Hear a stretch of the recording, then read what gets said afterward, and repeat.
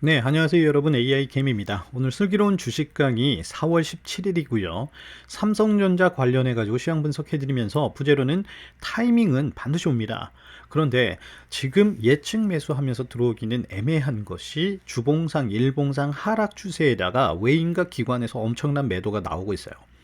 물론 96,000원을 받던 우리 입장에서 66,000원 굉장히 메리트 있죠.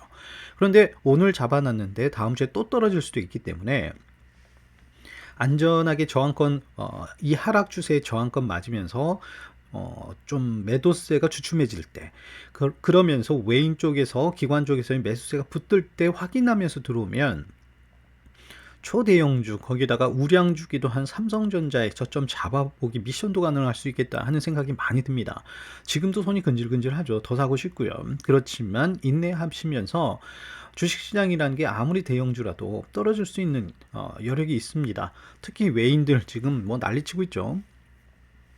이러한 상황에서 삼성전자의 미래성을 보시고 저점 확인하신 다음에 안전하게 포지션 잡고 들어오시는 것도 나쁘지는 않겠다. 그런데 지금 타이밍으로서는 조금 더 조심스럽게 생각해 보는 게 낫지 않을까라는 생각이 좀 드는데요.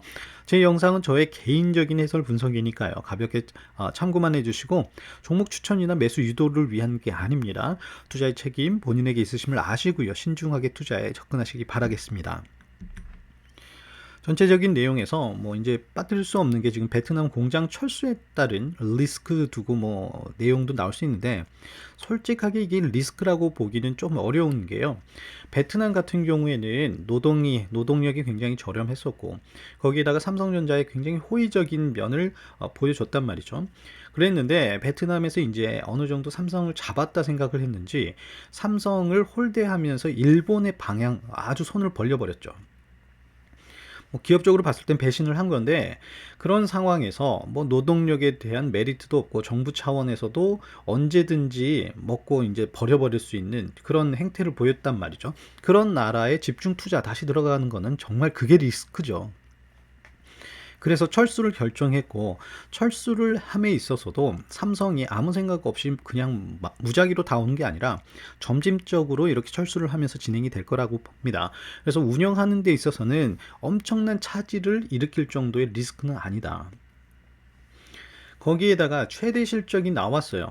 75조 정도를 예상을 했는데 그걸 훌쩍 더 뛰어넘어서 77조 1분기 실적이 나와버렸죠. 자, 그런 상황에서 야, 좋다 좋다 분위기, 개인 매수세만 붙고 있어요. 외인들, 네, 4월 15일 기준으로 봤더니 보유율이 30억 주가 넘기는 합니다. 그런데 이제 퍼센테이지로 보면 보유율을 보니까 51.20이에요. 기존의 이제 퍼센테이지보다 52%도 깨지고 51% 초반대로 오기는 했는데, 아직도 30억 주가 넘는 외인 보유율, 삼성에 딱 지분 가지고 있는 게 엄청나다는 거죠. 그런데 그 어마어마한 보유자들이요, 지금 시세 하락 어마어마하게 떨어지고 있습니다. 그런데 아무 방어를 하지를 않아요. 비정상적이라는 거죠. 자, 솔직하게 말씀을 드릴게요. 지금 51%나 가지고 있는 외인 입장에서 삼성이 무너질 거다 생각하면 지금 떨어지는 가격대에서 손실분이 제일 큰 거는 외인입니다. 제일 많이 가지고 있었기 때문에요. 자, 그런데 얘네들이 지금 떨어지는데 아무런 방어를 하질 않아요. 주가가 떨어지게 되면, 자, 그걸 매수세로 들어 올리면서 어느 정도 방어가 오고 저항선이 걸리면서 지지대가 만들어져야 돼요. 지지선이 만들어져야 된다는 거죠. 그게 전혀 없어요. 지금 쭉쭉 떨어지고 있어요. 그러면 이걸 두 가지로 봐야 되는데, 첫 번째는 외인들이 종목 포기를 한 것인가, 두 번째는 의도적 방관인가. 자, 첫 번째, 종목 포기라고 하면요, 이렇게 안 하죠. 종목 포기를 했다고 하면 30억 주 던지고 나가야 돼요. 어마어마하게 많은 주수를. 그러면은 떨어지는 장에서 계속 팔 수가 없으니까 시장에서 막 크게 들어올렸다가 크게 치고 나가버리고요. 또 시장 만들면서 가는 척 하다가 사람들 매수세 붙으면 다 던지고, 이걸 반복하면서 이제 덜어낸다고요. 자, 그런데 보시면은 어마어마한 물량은 아닌데 조곤조곤 계속 외인들이 보유율을 조금씩 낮추고는 있지만 아직도 어마어마하게 많은 물량이 있단 말이죠. 그렇다면 지금 매도에 의해서는 외인들, 기관 쪽, 특히 외인들 입장에서 의도한 목적이 있을 수도 있다라는 생각을 하게 되는 거죠.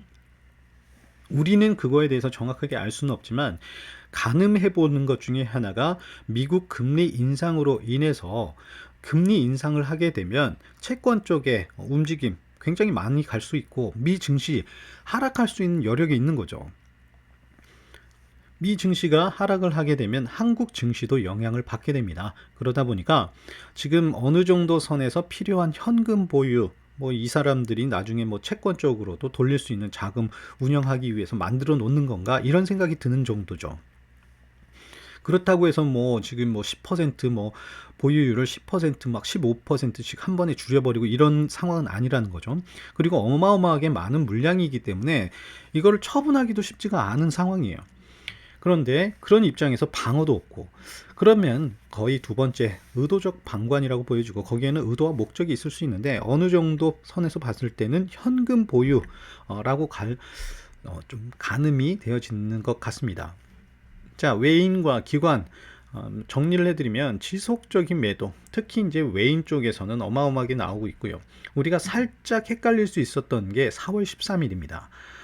외인들도 어느 정도 주춤하면서 매수세가 조금 있었고요. 기관도 있었단 말이죠. 그런데 이제 제가 말씀드리는 거는 이렇게 한 번 들어오는 게 중요한 것이 아니라 14일 확인을 했어야 됩니다. 얘네들이 지속적으로 다시금 매수가 들어오나. 그런데 외인들이 아니에요. 팔아요. 기관도 팔아요. 네. 썰깃했었지만 아니구나 하면서 그냥 놔두는 거죠. 개인 입장에서는 지속적인 매수세가 붙고 있어요. 뭐 9만도 넘었었고 8만 전자에 대한 가능성을 보면서 지금 입장에서의 매수 타이밍이 저점이다. 너무 메리트 있다. 분명히 삼성은 무너지지 않을 거다. 이러한 좀 된설이라고 해야 될까요? 이런 찬바람이 분명히 그치게 되면 외인 다시 매수세 들어오고 기관도 매수세 들어오면서 좀 호황기가 될 거다라는 입장에서의 개인들의 매수세는 계속 붙고 있어요. 아까도 말씀을 드렸잖아요.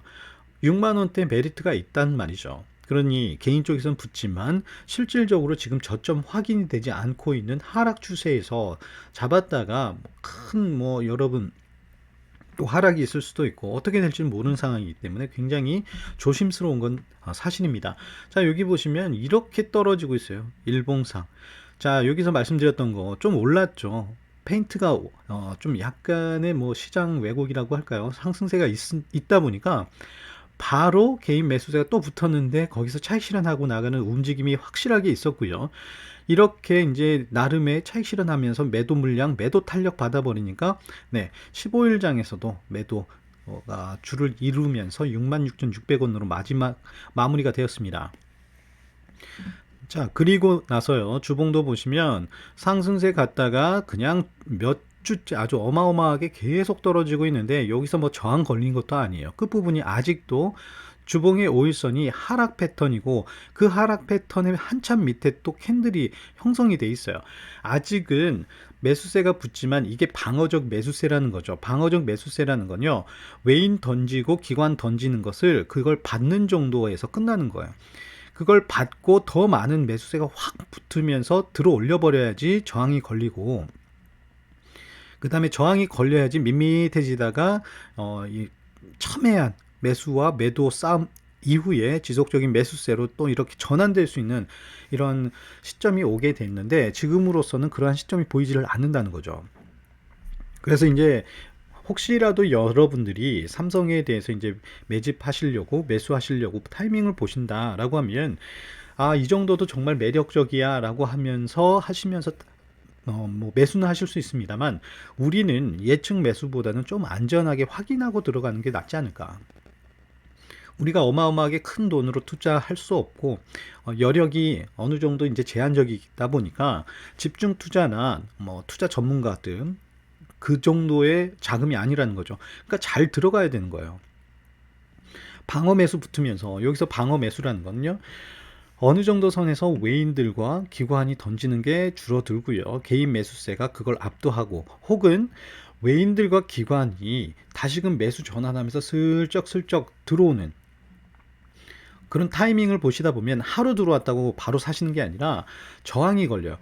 쭉 떨어지다가 어느 순간에서 샀다가 매도했다가 그 다음날 매수하고 뭐 이런 게 왔다 갔다 하면서 어느 정도에서 하락을 저지하면서 저항이 딱 걸리는 구간이 있어요. 그러면 여기에서 시장이 어느 정도 선의 가격이 형성이 되어지는 거예요. 안정적으로요.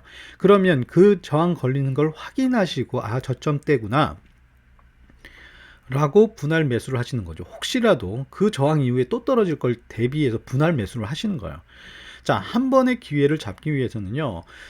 자, 예측 매수, 야, 요 정도면 됐어. 요 정도 싼 거 아니야? 라고 하면서 잡으시는 것보다는 외인과 기관 매수 전환 확인하고 그게 지속적으로 들어오는 것을 확인하시고 가는 것이 저점을 조금 더 안전하게 확인하고 들어가는 방법이 아닐까라고 생각을 합니다.